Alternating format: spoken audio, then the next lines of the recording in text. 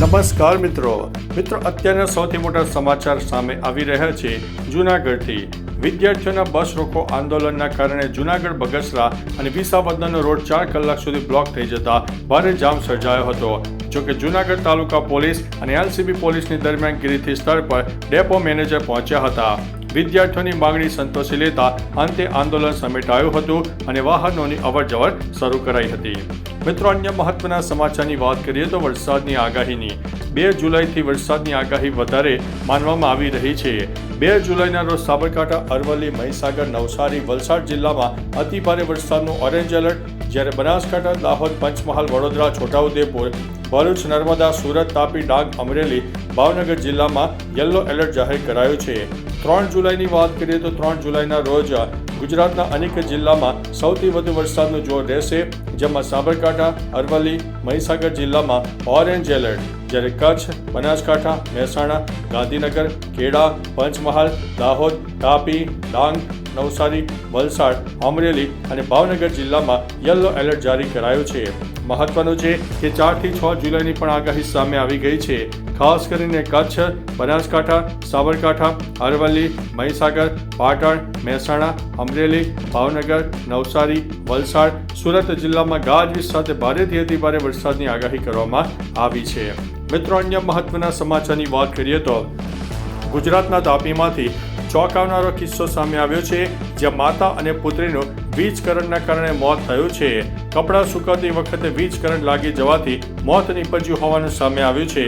માતા પુત્રીના મોતથી આ પરિવાર અને ગ્રામજનોમાં શોકનો માહોલ છે। મિત્રો, અન્ય મહત્વના સમાચારની વાત કરીએ તો વડોદરા નજીક સોખડા ગામે માછલી પકડવાની જાળમાં મગરના 16 બચ્ચા ફસાયા હતા।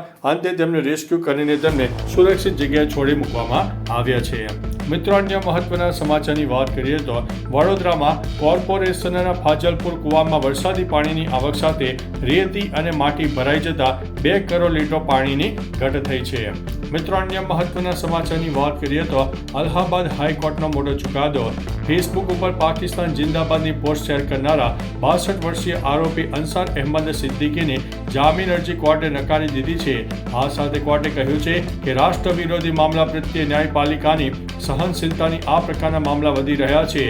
અંસાર અહેમદને જામીન આપવાનો ઇનકાર કરતા જસ્ટિસ સિદ્ધાર્થે કહ્યું છે કે દેશમાં આ પ્રકારના ગુનાઓ હવે સામાન્ય થતા ગયા છે।